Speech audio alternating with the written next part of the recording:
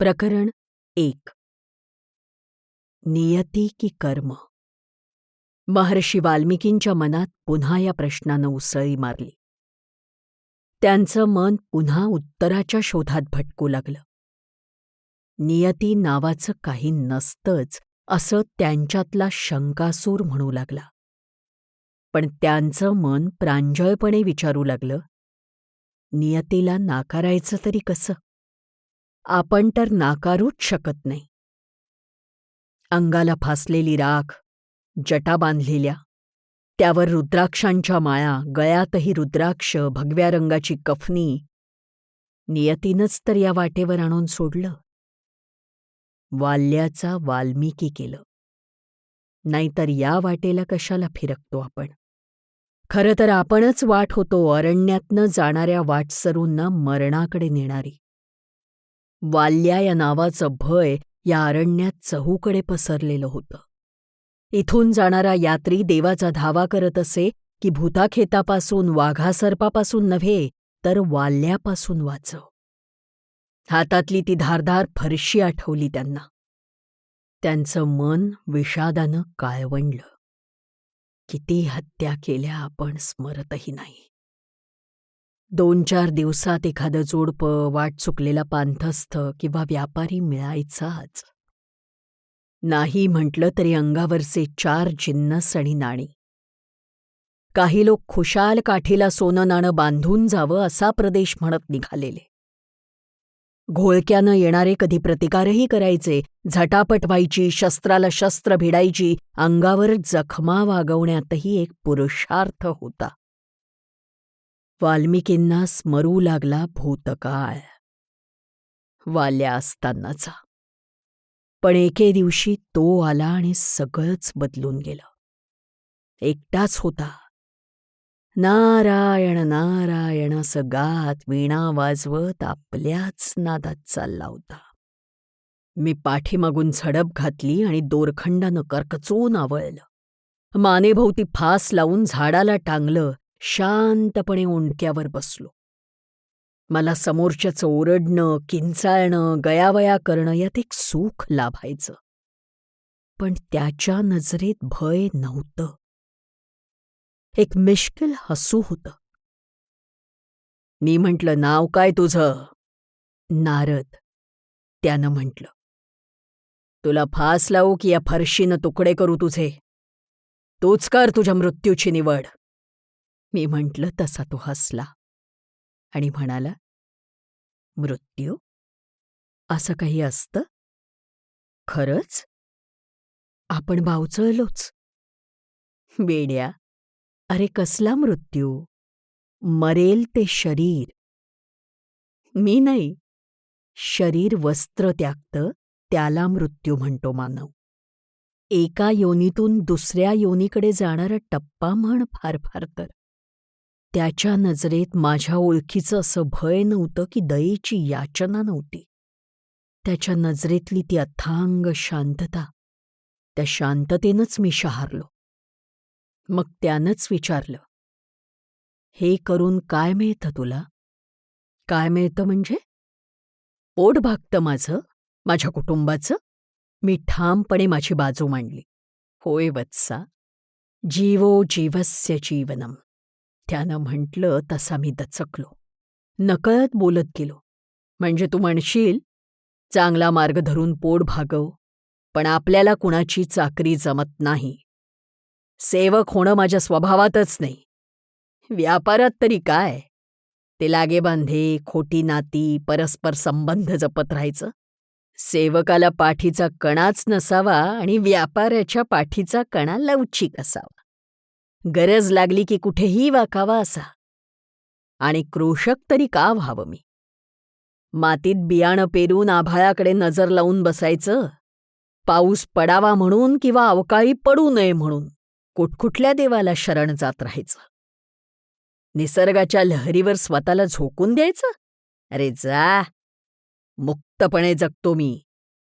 मी सांगत होतो आणि तो शांत चित्तानं ऐकत होता. माझ्या झोपडीत जातो तेव्हा माझी वाट बघत असते माझी पत्नी, माझी बछडी. त्यांचे चेहरे बघून आभाळा इतका सुखावतो मी. आता रात्री अपरात्री पापाच्या कल्पनेनं काटा येतो अंगावर, पण तो तात्पुरताच. का? कसलं पाप? नारदानं विचारलं आणि मी अडखळलोच. कसलं म्हणजे? हे माणसं मारायचं? तू माणसं मारतोस हा तुझा कल्पनाविलासच आहे. बेड्या, अरे मारणारा तू कोण? तो म्हणाला. म्हणजे? मीच मारतो या फरशीनं किंवा या दोरखंडानं गळे आवळून. हं, परशू काय, दोरखंड काय किंवा तू काय, निमित्त आहात. मरणारा त्याच्याही नकळत त्याचं मरण शोधत आलेला असतो. तुझी योजना केलीये ती त्याला ते देण्यासाठी इतकंच. मुळात मरण हे मरणच नसेल तर त्यात कसलं आलंय पाप पुण्य? नारदानं विचारलं. मी चकितच झालो. तो बोलत राहिला. मानवाची मुक्ततेची आस समजू शकतो मी, आणि मुक्त असल्याचा भ्रमही. पण कोण मुक्त आहे? मी संन्यासी आहे. देवर्षी नारद, नारद मुनी काय काय म्हणतात मला. पण देहधर्मापासून मुक्त आहे का मी तरी? जन्माच्या निमित्तानं कुणीतरी पृथ्वीतलावर ढकलतं तेव्हा कोहम कोहम असा टाहो फोडतो जीव, तितपतच मुक्त असतो. एकदा का नाळ कापली की कितीतरी पाशांनी बद्ध होत जातो. कुटुंबाचे, नात्यागोत्याचे, मग चरितार्थासाठीचे, अहंतेचे, मानसन्मानाचे आणि मुक्ततेच्या भुकेचेही. नात्यागोत्याचा कसला पाश रे? अरे संन्याशा, तुझं घरदार तुटलं असेल पण माझ्या कुटुंबाच्या धाग्याची ऊब ठाऊक नाही तुला. आमचे देह भिन्न आहेत पण आत्मा आणि श्वास एक आहेत. बोलताना माझा चेहरा खुलला. तो शांतच होता. म्हणाला, सहवासानं आत्मीयता वाढत असेल, आत्म्याचं अद्वैत नाही साधत वत्सा. आता मात्र मला संताप आला. माझ्या कुटुंबाचा उपमर्द होता तो. संन्याशा, हाल हाल करून ठार करेन मी तुला. त्यामुळे सत्य बदलणार नाही. सहवासामागे एक प्रयोजन असतं. तुझ्या बाबतीत त्याचं मूळ प्रयोजन तुझ्याकडून होणारं भरणपोषण आहे. सगळ्यांचं प्रयोजन एक असेल तर ममत्व निर्माण होऊ शकतं काही काळ, पण लक्षात ठेव, जन्माला आलेला जीव एकटाच येतो आणि जातो. सहप्रवासात मन गुंतलं म्हणून आत्मे एकरूप होत नाहीत. स्वार्थ साधेस्तोवर सारं चालतं. तोंड बंद कर. तुझ्या कुटुंबानं तुला त्यागलेलं दिसतं.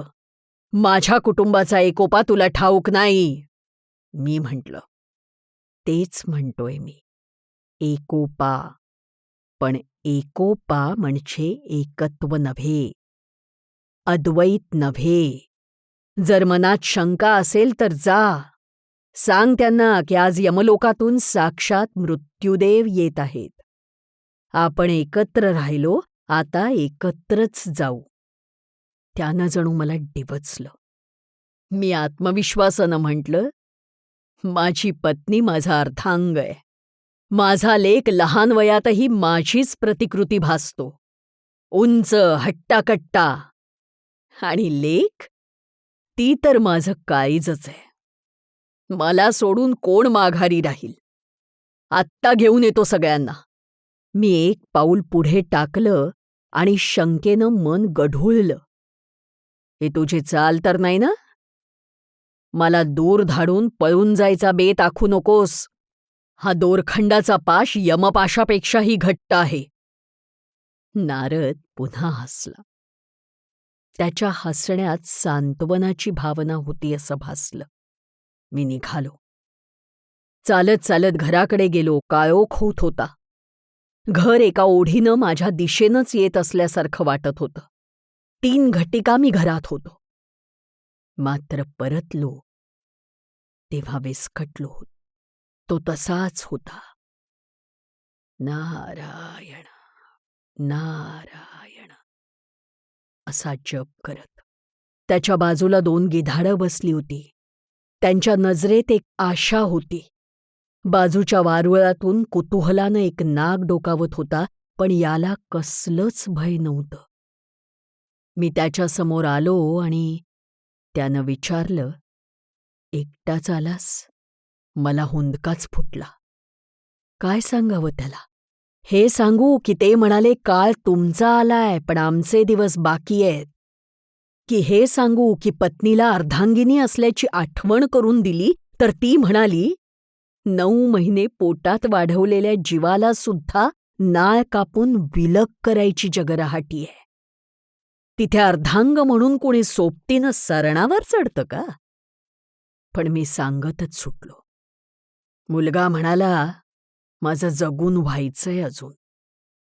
लेक तर हसलीच, म्हणाली, "अघटितच घडेल असं झालं तर. पर्वतातून उसळली म्हणून काय नदी पर्वताला बिलगून बसते कायमची? माझ्याशिवाय कसं होईल असं म्हटलं तर चोच देतो तो चारा देईलच, तुम्ही नका काळजी करू," असं म्हणत पत्नीनं नकार दिला. केवळ समाधानासाठीही कुणी म्हणालं नाही की तुमच्याशिवाय जगणं व्यर्थ आहे. तो शांतपणे ऐकत होता. जणू यातलं काहीच त्याला नवं नव्हतं. तरी मी सांगतच राहिलो. म्हटलं, "मी इतकं केलं तुमच्यासाठी, इतक्या हत्या केल्या त्या तुमच्या भरणपोषणासाठी, तर कुठला बाप लेकरांसाठी करत नाही? तुम्ही काय केलं जगा वेगळं?" असं म्हणाला लेक.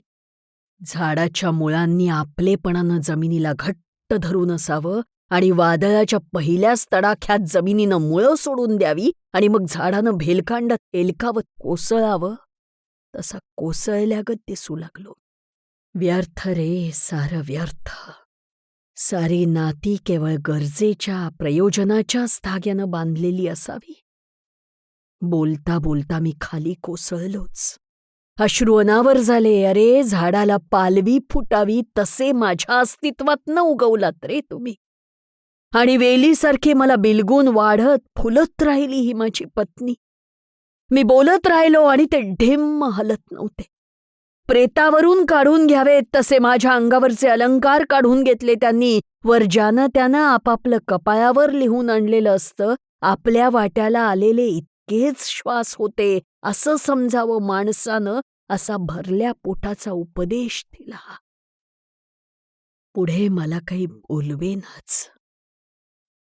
काही काळ मला तसंच बसू दिलं त्यानं.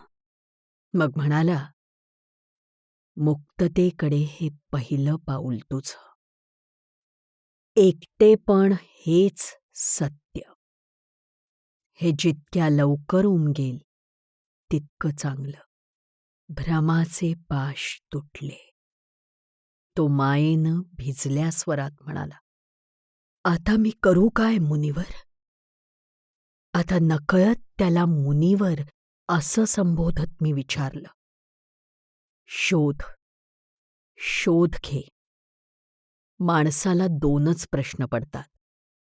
मी कोण आणि मी या जगात कशासाठी आहे?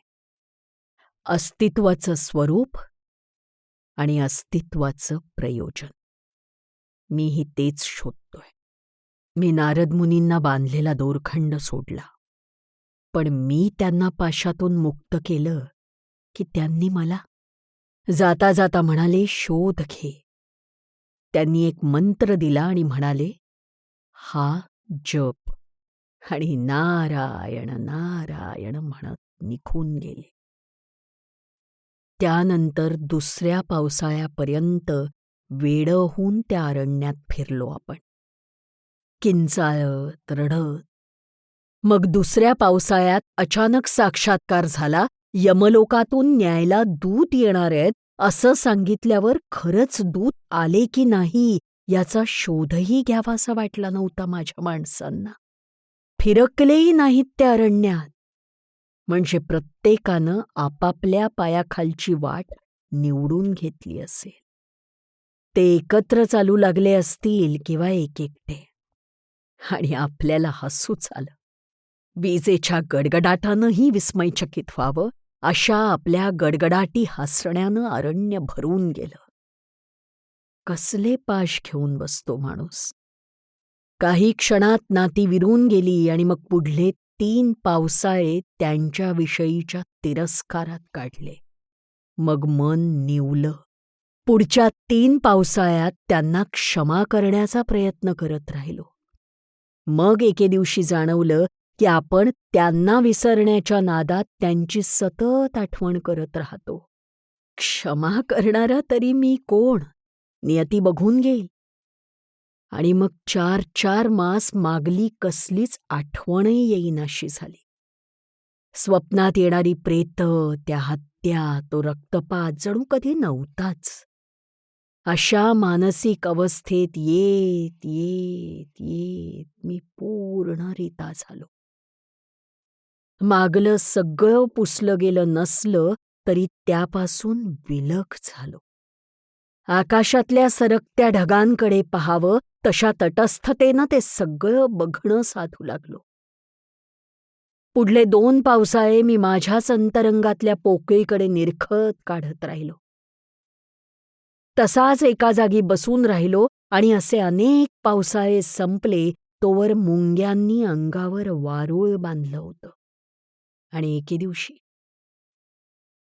दिवशी ते पुन्हा आले. अंगावरचं वारूळ झटकलं त्यांनी. मी त्यांचे पाय धरले. नको. नमस्कार घेण्याची सवय पुढे हव्यासात बदलून जाते आणि तो पाश तोडणं महाकठीण. किती काळ झाला? त्यांनी विचारलं. मुनिवर, काळाचा हिशेब राहिला नाही, मी म्हटलं. खरं तर काळ नावाचं काही नसतंच. तो निरंतर वाहतच असतो. माणसानं स्वतःच्या सोयीसाठी हे तुकडे पाडलेत. काळाच्या अस्तित्वाचा विसर पडणं किंवा ते खिचकंटीतही नसणं चांगलंच. त्यांनी खाली बसत म्हटलं. मी विचारलं, एक विचारू? तुम्हाला सापडलीत उत्तरं त्या 2 प्रश्नांची? अस्तित्वाचं स्वरूप काय? प्रयोजन काय? ते नेहमीप्रमाणेच निर्मळ हसले आणि मग म्हणाले, हे प्रश्न हाच एक पाश होऊन बसलाय. उत्तरं मिळत नाहीत तोवर मुक्ती नाही. तुला सापडली? तुम्ही दिलेला मंत्र जपत राहिलो काही काळ. या मंत्रजपातून उत्तरं मिळतील या आशेनं, पण काय? या मंत्रावर मन स्थिर होत नाही. मी सांगून टाकलं. दोघंही काही काळ शांत राहिलो. पुढले काही सूर्योदय, काही सूर्यास्त आम्ही सोबत काढले. खूप बोललो. 12 की 14 पावसाळे मी एकटाच होतो. कुणाशी बोललोच नव्हतो. एकदा मी म्हटलं, मंत्र जपत राहतो पण मन भटकत राहतं. असं कसं म्हणतोस? मन स्थिर असलेल्या साधकाची शांतता दिसते तुझ्या डोळ्यात. संसाराच्या फांदीवर सतत वर खाली फेऱ्या मारणाऱ्या खारीसारखं मन असलेल्याची नजर दिसत नाही. मन स्थिर होतं, पण ते मंत्रजपात नाही. मिटल्या पापणीच्या आड काही दिसू लागतं. काही वृत्ती, प्रवृत्ती, ती माणसांची रूपं घेतात. कधी फार सुलभ वाटतात, कधी कोडी बनून राहतात. मी मरणाच्या दारातली माणसं बघण्यात हयात घालवलीय. मरणाच्या दारात असतानाही त्यांचं वर्तन, त्यांच्या वर्तनातल्या विसंगती, मला त्याला हाल होऊन मेलेलंच बघायचं होतं, असं एक भाऊ मी त्याच्या आधी त्याच्या भावाला ठार मारल्यावर म्हणाला होता. तो स्वतः मरणाकडे निघाला होता. या वृत्ती प्रवृत्तीच्या तरंगांवर मी स्वतःला झोकून देतो तेव्हा मन स्थिर होतं आणि एक खेळ खेळू लागतं. मी या प्रवृत्तींवर चेहरे चढवू लागतो, त्यांना एकमेकांसमोर आणतो, एकमेकांसोबत नांदवतो, त्यातून काही हाती येतं. एका निष्कर्षावर येतो म्हणेस्तोवर काही वेगळीच खोडी मस्तकाला पोखरू लागतात. मग पुन्हा त्याच्यामागे डोकं लावू लागतो. सूर्य मावळून पुन्हा केव्हा उगवला याचं भानही राहू नये इतका एकाग्र होतो. नारद मुनी हसले. म्हणाले, शोध महत्वाचा. शोधाचं माध्यम जसं गवसेल तसं गवसू दे. कधी कधी हे सगळं निरर्थक वाटून मी मंत्रजप करू लागतो. पण पुन्हा माणसांच्या चित्रविचित्र आकृत्या मनात फेर धरू लागतात. वाटतं मंत्रजपापासून पलायन करतोय का मी? चिंतनाचे मार्ग वेगळे असू शकतात. मला इतकंच वाटतं, माणसानं आयुष्यभर निरुत्तर राहिलं तरी चालेल, पण निष्प्रश्न राहू नये. वत्सा, उत्तर मिळण्याचे मार्ग निश्चित असते तर आयुष्य किती सोपं झालं असतं. आणि कदाचित नीरसही. अनिश्चिततेतच एक गंमत आहे. कदाचित या अनिश्चिततेमुळेच माणसाच्या जगण्याला काही प्रयोजन लाभलं असावं. अन्यथा त्याची धडपड क्षुधा, निद्रा आणि मैथुनापलीकडे गेली नसती. आणि भय, अनिश्चिततेतलं भय. पडलेल्या प्रश्नाचं निश्चित उत्तर मिळत नाही. काळ बदलला, स्थान बदललं, परिस्थिती बदलली की तेही बदलत जातं. होय, पण आता यातच मन रमू लागलंय. आणि मग वाटतं, कशी होणार साधना यातून? समाधी अवस्थेत कसं जाणार आपण? मी माझी चिंता नारद मुनींसोबत वाटून घेऊ लागलो. मध्येच ते म्हणाले, असं पहा वाल्मिकी. वाल्मिकी? मी विस्मयानं बघतच राहिलो.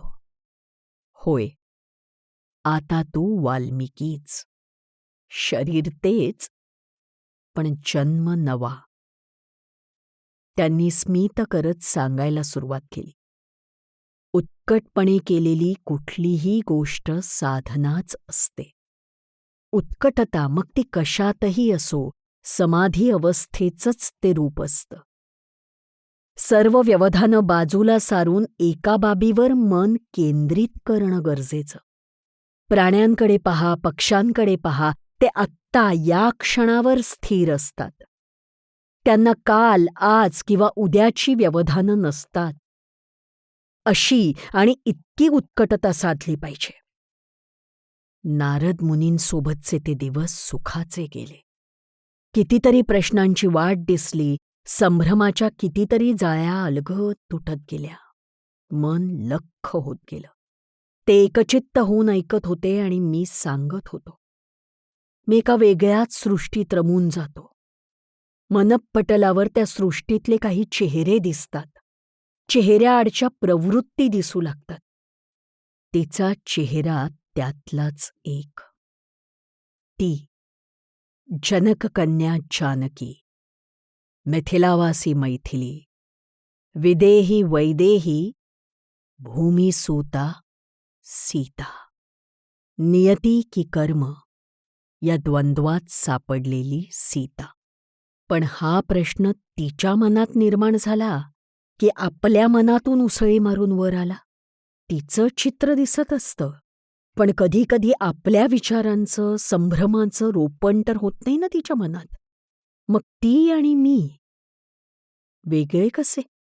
की माझ्यातनंच उगवलेली माझीच प्रतिकृती ती. काही बाबतीत माझ्यासारखीच, तर काही बाबतीत माझ्यापासून संपूर्णतः भिन्न. माझ्या नकळत देवर्षी नारद मुनी निघूनही गेले. मी सीतेला निरखत राहिलो. तोच प्रश्न.